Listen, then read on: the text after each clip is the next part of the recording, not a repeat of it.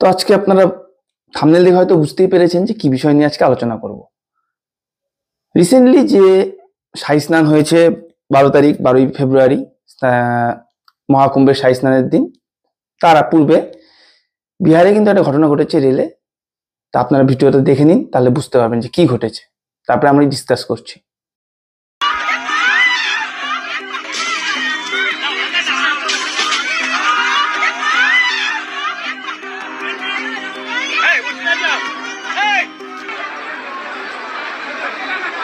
ये तस्वीर बिहार के समस्तीपुर की है। स्वतंत्रता सेनानी एक्सप्रेस पर जमकर पथराव हुआ। दरअसल हुआ क्या, ध्यान से समझिए। माघ पूर्णिमा स्नान के लिए प्रयाग। তো দেখলেন কি যে সেখানে কিন্তু এসি কামরায় বাইরে থেকে লোক, প্ল্যাটফর্ম থেকে লোক কিন্তু কিছু এসে সেই জানলাগুলোকে ভাঙছে, এবং প্রত্যেকটা প্রায় জানলা দেখা গেল যে সেগুলো ভাঙা।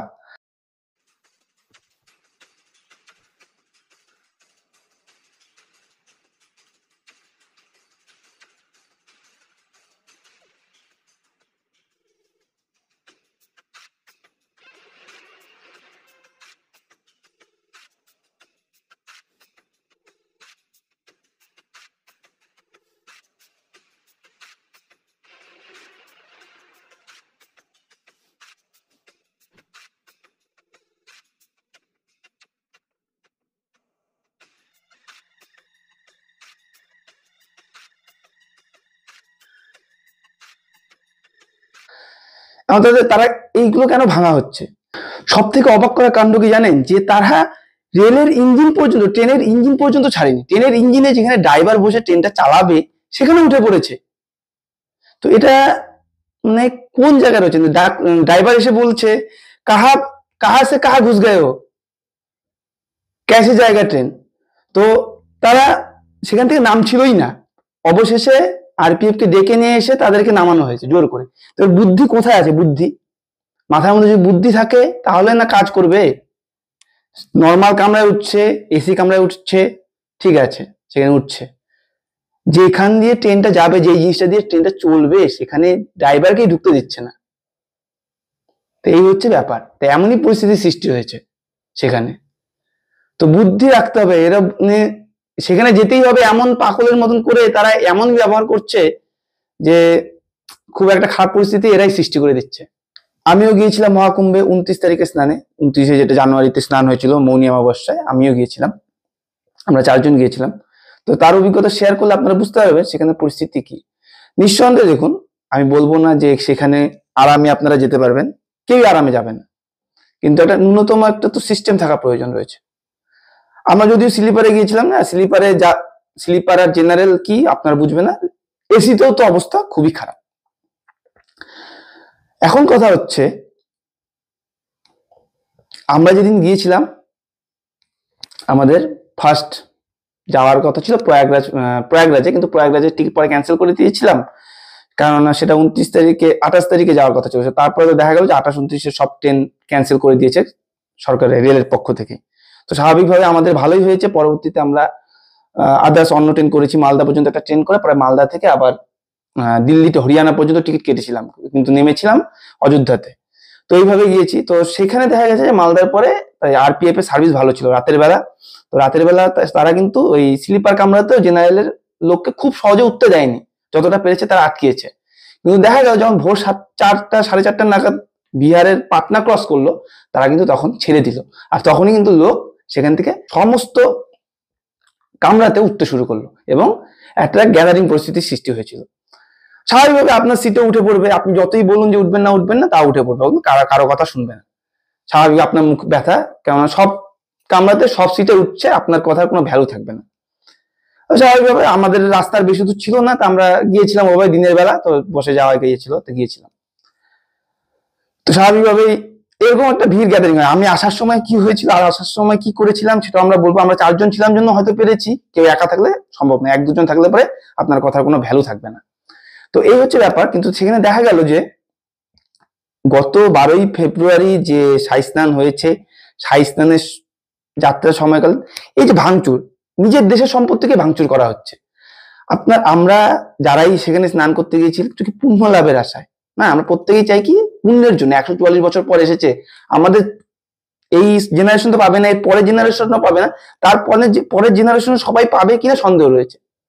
তো এই এত বড় একটা ইভেন্ট সরকার আয়োজন করেছে, কিন্তু আমরা কি করছি, আমরা আমাদের নিজেরাই কিন্তু এই জিনিসটাকে খারাপ করছে।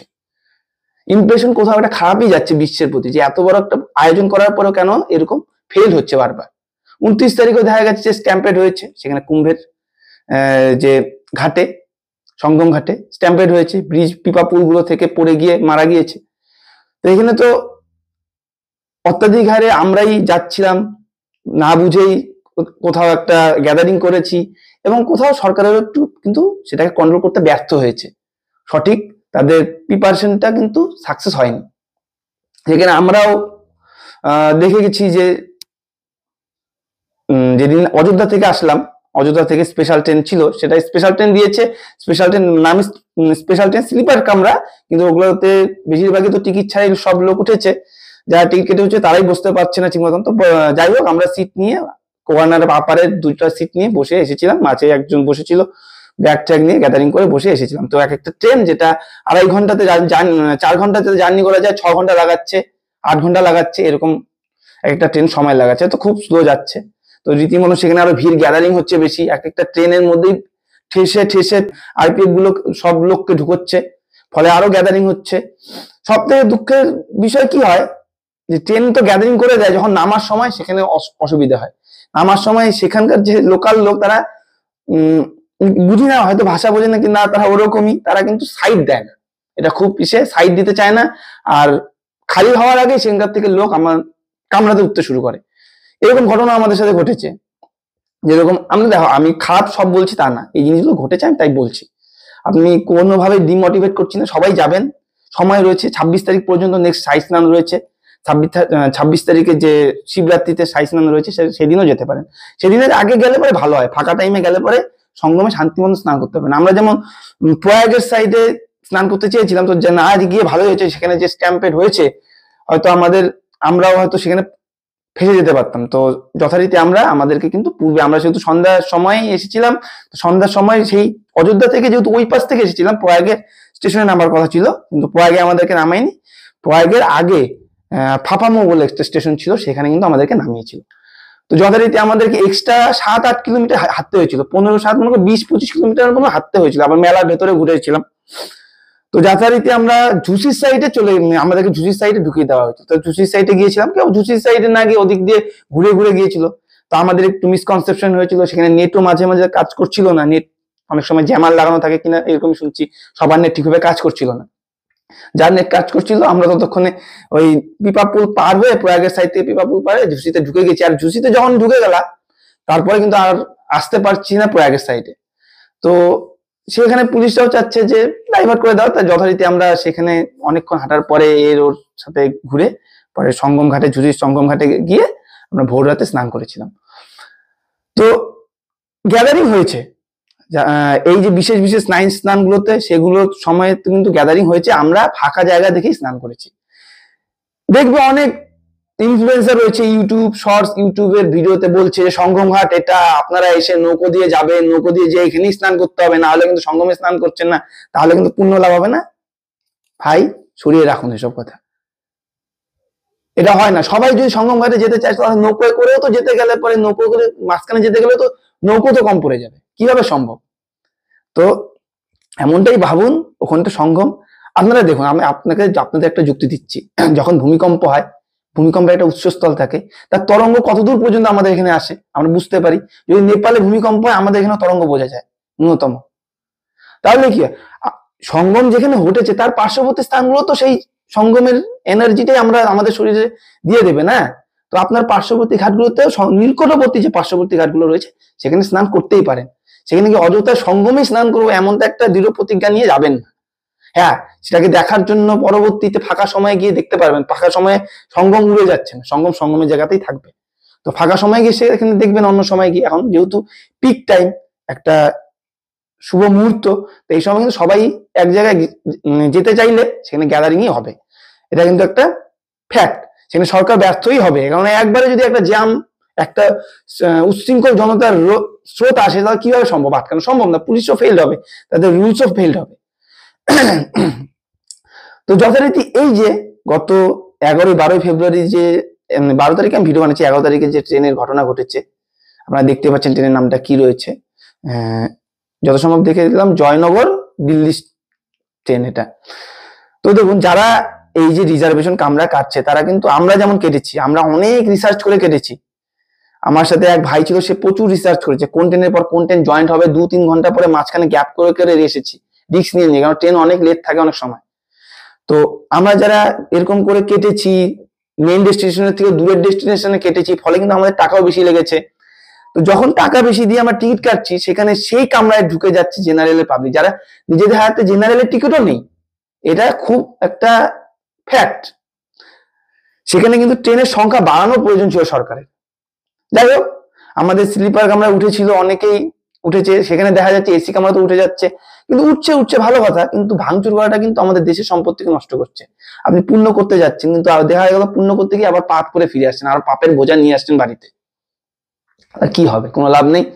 হ্যাঁ, আবার শোনা যাচ্ছে যে এসি কামরায় যে বিহারে যে ঘটনাটা ঘটেছে, অনেকে রিজার্ভেশন টিকিট ছিল, যারা দিল্লির উদ্দেশ্যে যাবে, অনেকে দিল্লির ছিল, তারা ঢুকতে পারেনি, তারা ভেঙে ঢুকেছে।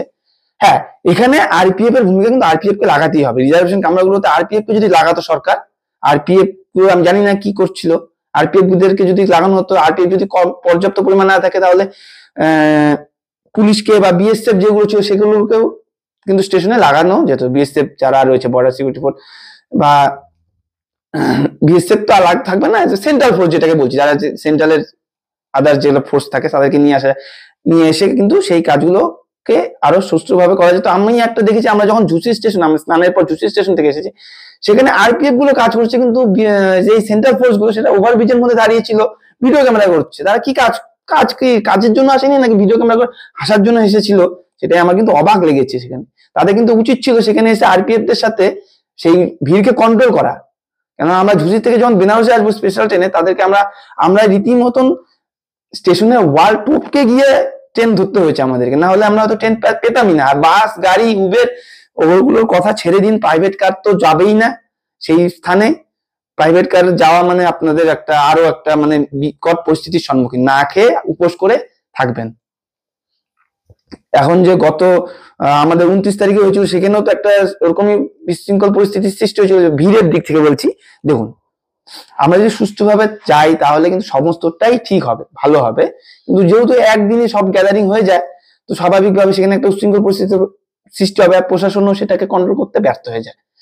আর যখন আমরা স্টেশন পার ঢুকি, এইভাবেই ঢুকে গিয়ে তারপরে টিকিট কেটে যাই, তো টিকিট কেটে গেলে উঠার পরে তো দেখা গেল সেখানে জায়গা পাওয়া খুব কষ্ট।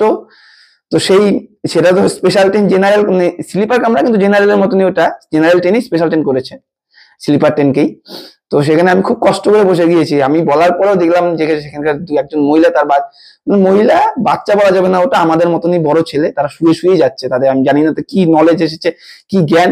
আমি তো অল্প সিটের কোনায় অল্প পেছন লাগিয়ে, সেই মনে করুন 3 ঘন্টা রাস্তা 6 ঘন্টা পর্যন্ত ট্রেন করে গিয়েছিল, ওইভাবেই বসে গিয়েছি, ওরকমই গ্যাদারিং করে বসে গিয়েছি। তো তারা উঠলো না সিটের, বসে যে যাওয়া ভদ্রতা ন্যূনতম সেন্সটুকু নেই। তো যতদূর এখান থেকে আমাদের শিক্ষা হয়েছে, তো বেনারসে আসার পর, বেনারস থেকে যখন বারাণসীর থেকে আমরা ট্রেন এসেছি, আমরা ভাই 4 জন আগে নিজেদের সিটকে দখল করেছি।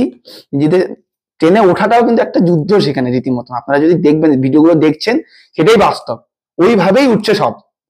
হ্যাঁ, আমাদের সময় ভাঙচুরটা দেখা যায়নি, যে ট্রেন ভাঙচুর করে কেউ ঢুকছে, এরকমটা হয়নি 29 তারিখে। কিন্তু এখন দেখা যাচ্ছে 29 তারিখের পরে 4 তারিখে, 29 তারিখে স্ট্যাম্পেডের পর কিছুটা ভিড় কমেছিল, কারণ 29 তারিখের ঘটনা কিছুটা হয়তো মানুষ সংযত হয়েছিল।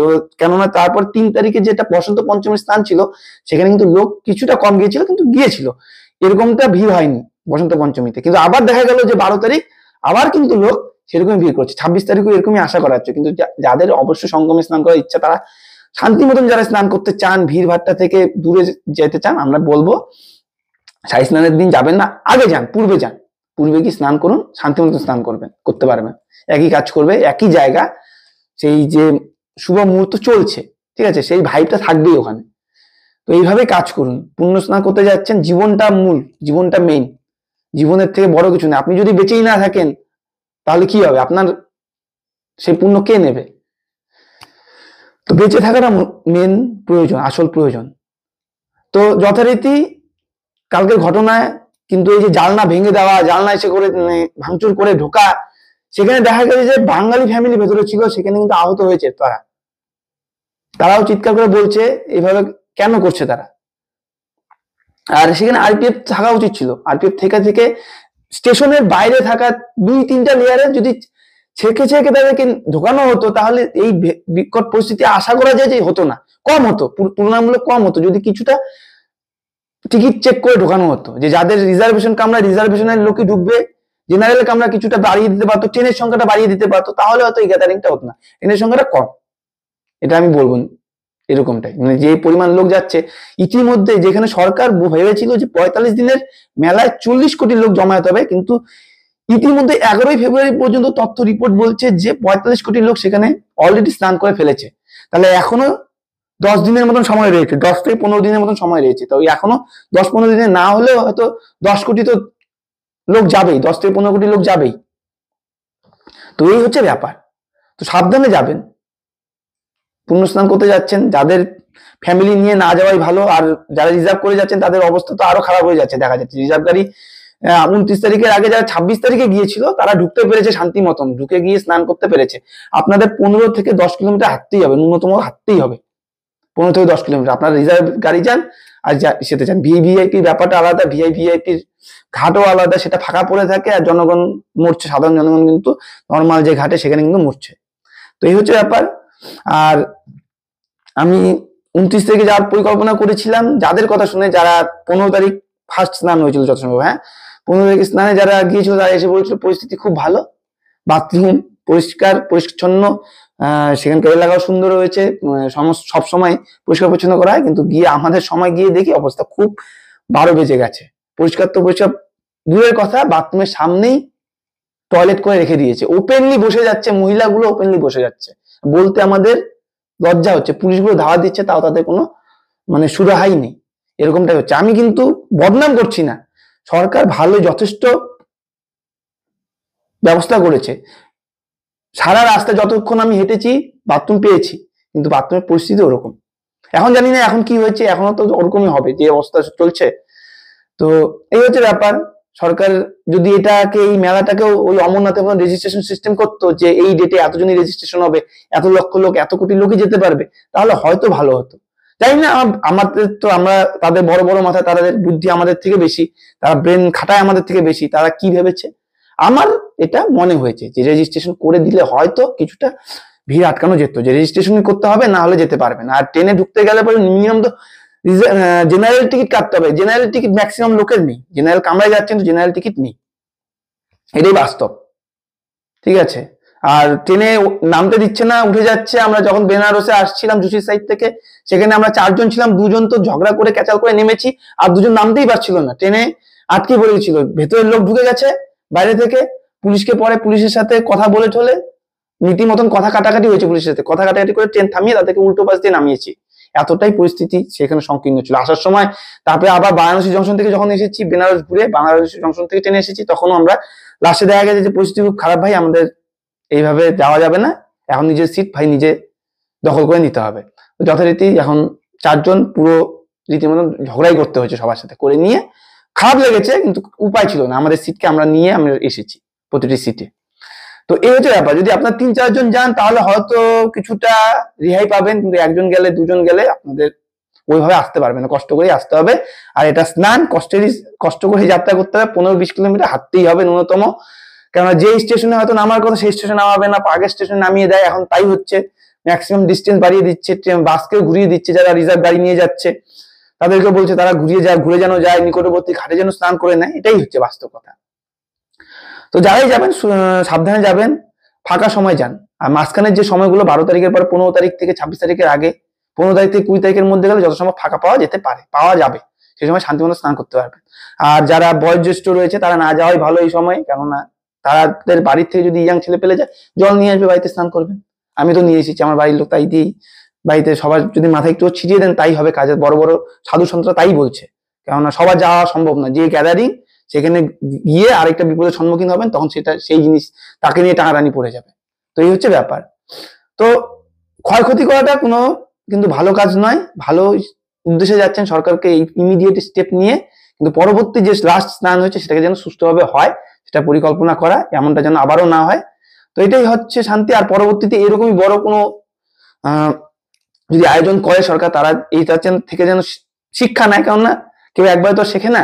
ঠিক আছে, একটা বড় প্রোগ্রাম করেছে, হচ্ছে, আর সেখানে যে প্রাণ গিয়েছিল 29 তারিখে সেটাও দুঃখজনক, তাদের আত্মার শান্তি কামনাও করছি। তো কেউ আশা করে না যে এরকম একটা দুর্ঘটনা হোক একটা এত পূর্ণ স্নানে গিয়ে। ঠিক আছে, এই হচ্ছে এই আমার অভিজ্ঞতা শেয়ার করার ছিল। আর বর্তমান যে পরিস্থিতি ঘটনা ঘটছে এটাও খুব দুঃখজনক। এটা হঠাৎ মানে বিহারের সাইডটাতে এরকম হচ্ছে বেশি দেখছি, বিহারের সাইডে, বিহারের পর থেকে কিন্তু বেশি হচ্ছে। এটা খুব খারাপ, দুঃখজনক। তারা বুঝছে না, বোঝার চেষ্টা করছে না, ঘাড় তেরামো করছে, জানি না সেখানকার লোক। আমি যেহেতু শুনেছি সেখানে নর্মালেও যখন কোনো অকেশন না থাকে, নর্মালেও নাকি এরকমই হয় যে রিজার্ভেশন কামরাতে লোক উঠে যায় সেখানকার। তো এটা খুব দুঃখজনক ঘটনা, এটা ইমপ্রেশন খারাপ করে দেশে। হয়তো সম্পত্তি নষ্ট করছো, ট্রেনের সম্পত্তি নষ্ট হচ্ছে কামরাগুলো। তো এই ইনফরমেশন দেওয়ার ছিল, ঠিক আছে। তো সবাই যান, যারা যেতে পারছেন না, কারো কাছ থেকে, যারা আশেপাশে গিয়েছে তাদের কাছ থেকে জল নিয়ে করুন, একই কাজ করবে। আর আপনারা কোন তারিখে গিয়েছেন, কবে গিয়েছেন, আপনাদের অভিজ্ঞতা কিরকম ছিল সেটা কিন্তু অবশ্যই কমেন্টে জানাবেন। তো ঠিক আছে, পরবর্তী ভিডিওতে দেখা হচ্ছে। সবাই সুস্থ থাকবেন, ভালো থাকবেন। জয় হিন্দ, জয় ভারত।